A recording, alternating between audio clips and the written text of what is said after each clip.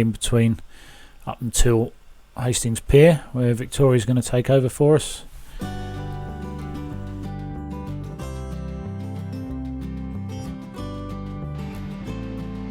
It's rare to find a new sea fishing mark along the UK's coastline. However, Hastings Pier could qualify, having been without sea fishing for over 10 years.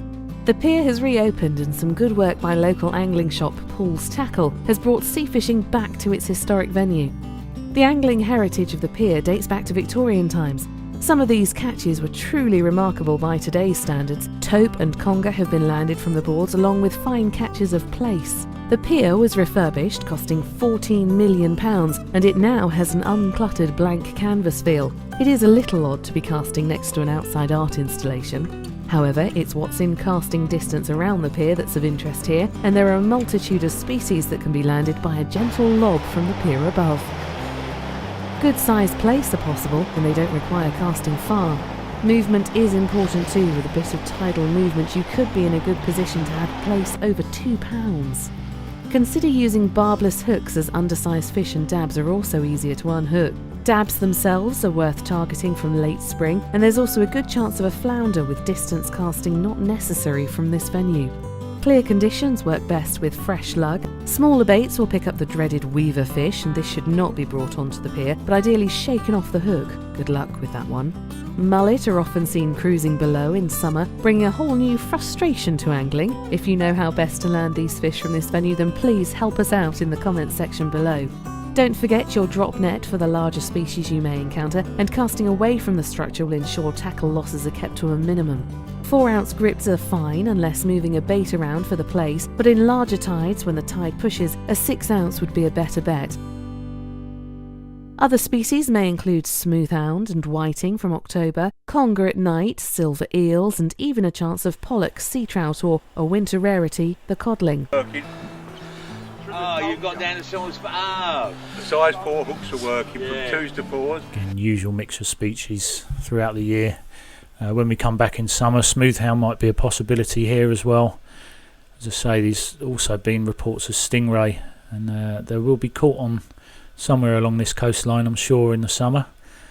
Hopefully we'll be back by then. And then we're into Hastings now. A few prominent marks. There is a wall here, Hastings Wall. This is actually some old footage from Google. Well, you can see there that wall's got gaps in it. They're not there anymore. They've actually filled that in.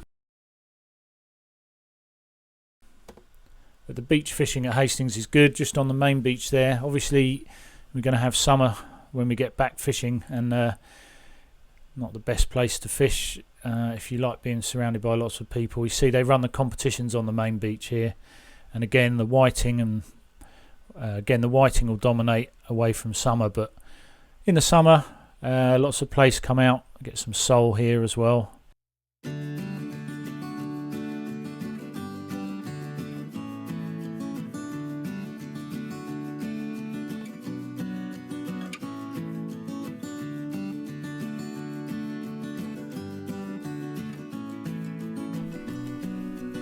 For relatively deep water. The water's not too deep, and casting distance can help you in Hastings. Here we are trying at the end groin. Here we are trying at the end of Hastings. That's some more winter footage here. Rockanore. I mean, you may want to try Rockanore. It's actually close to the angling centre, Hastings Angling Centre there as well, which is always helpful. And you've got bits of beaches and little jetties and things like that. Make good casting platforms. This one was taken on a really low tide. And then we've got really tricky access actually through Fairlight, and I don't fish here because of this. There's some horrendous cliff falls here, just come out of nowhere. Whether it's been raining or dry, it doesn't seem to matter. Some of those boulders are the size of a car. And this came down once, and I never wanted to fish there again. So well worth avoiding this area, and no fish is obviously worth your life. The council have closed it off for access for walking. You still see people walk past here, but with those big boulders, it's really not worth the risk. And I'll admit, a couple of years ago as well, As I'm embarrassed to say, I got a little bit stuck trying to get down the cliffs here as well. well, so if I fall, I'm hoping this will be a lesson. I've got to spread my weight, and hopefully there's a little gap there. I've got to try and wedge myself in there.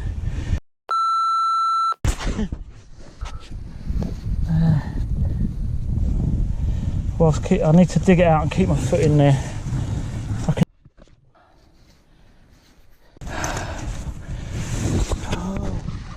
Don't look down.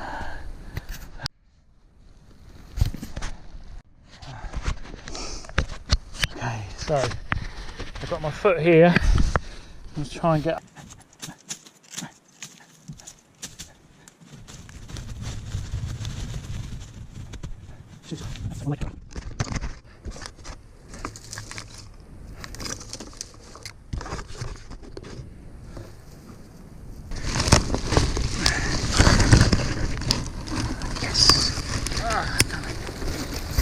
Make a mistake at this last minute. Just got to switch my weight.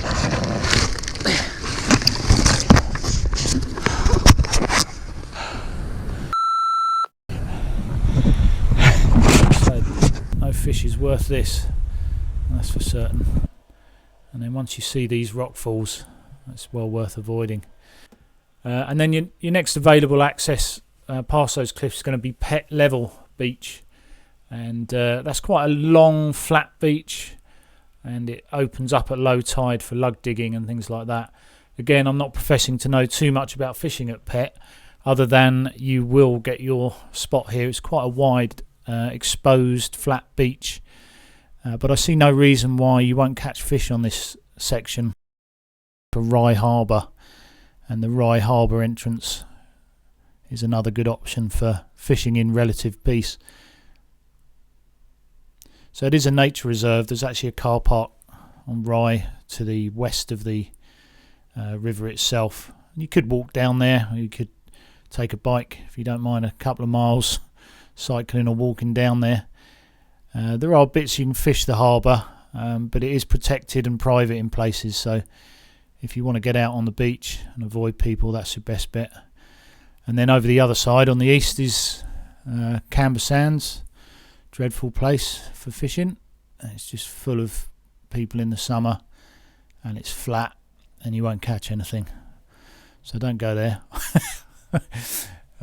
One for the buckets and spades and tourists, but it's a mecca for some. Even still, Dungeness, one of the few places to catch codling in the winter on the south coast, particularly in years gone by, but even recently it's still a really good mark. Fantastic for things like dab, still get flounder, plaice, and it'll throw up the odd surprise of bass as well.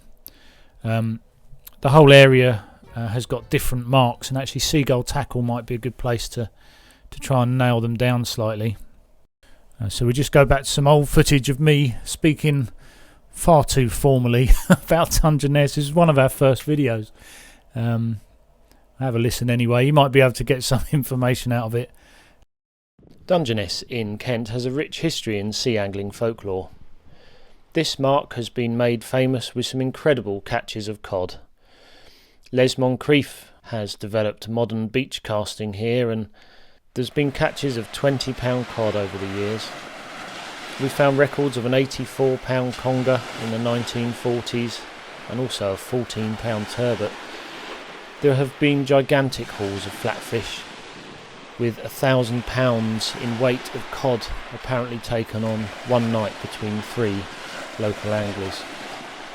These days have of course gone, but good fishing can still be had year round from the beach here, either from the back of the boats or through to the Boyles area, which sits in the lee of the nuclear power station. When approaching Dungeness from the west, you'll come across this roundabout, and all you're really doing is following signs to the Dungeness Nature Reserve and the power station.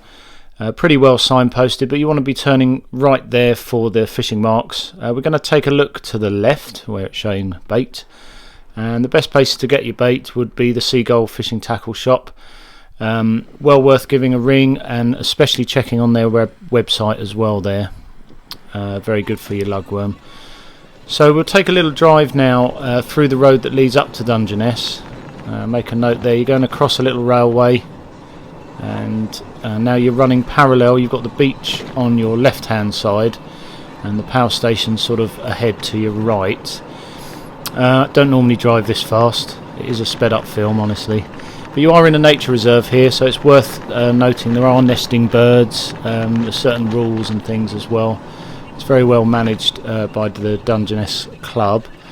First parking spot, really off-road parking there. As you can see, you're there, and you're heading towards the point, which would be on your right as you walk down. So you've got some boats there. We recommend a good place to start is up the pathway there and down in front of the boats. It does give you some shelter from those southwesterlies.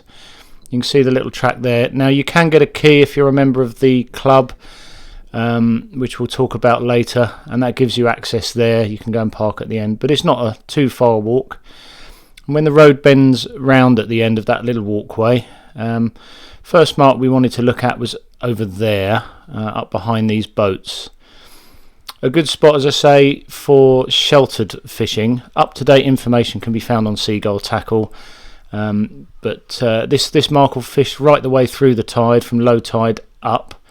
And again, you can catch codlin here. You'll more than likely catch dogfish and whiting as well, but a good spot for the bass. So if we look now, we're actually looking down towards the west, and the power station you see on your right hand side, and it's a big expanse of shingle here, so you should be able to find your spot and choose your mark depending on the conditions. And of course what you've heard has been caught recently from the Seagull Tackle website. There is a walkway here, sometimes referred to as the walkway, which can give you access from that road, and that's you looking now down towards the boils. You can see in the distance there's a little marker buoy. That's the outfall from the power station, and that's a good almost 3/4 of a mile walk down there as well. So 2 lighthouses to get your bearings, and the power station there as well. So about midway down now. There are various landmarks to let you know whereabouts on the beach you are fishing. You've got the lighthouses there and the power station itself.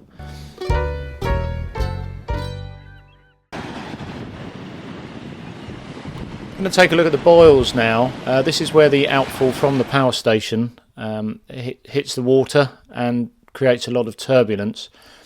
You're better off driving to the end of Dungeness, and there's a parking spot there. You're going to that's where you want to park, in there, and that's the gate you want to pass through.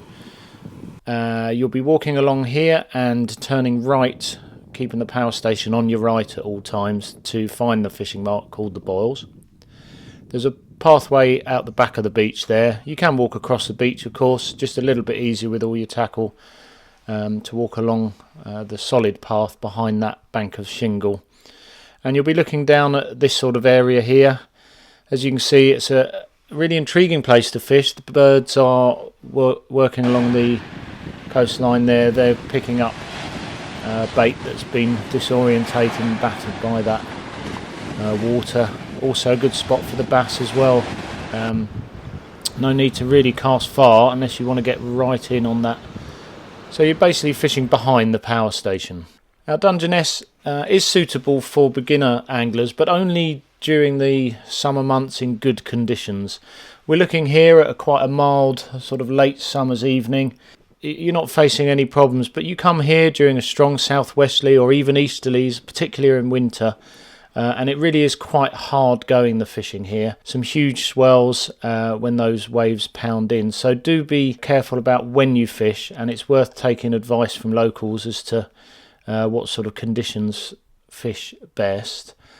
We've got rods out here fishing the boils. You don't need to cast right into that boil because the bait and the bait fish will be taken down tide, right the way across Dungeness because of this sort of outfall. So don't be afraid to fish close in here. Perhaps if you're after the bass with a live bait, can work well, live pouting or whiting. and so distance casts aren't necessary, which is lucky really, looking at that amateurish cast. So it's not all experts that fish here. But there you go.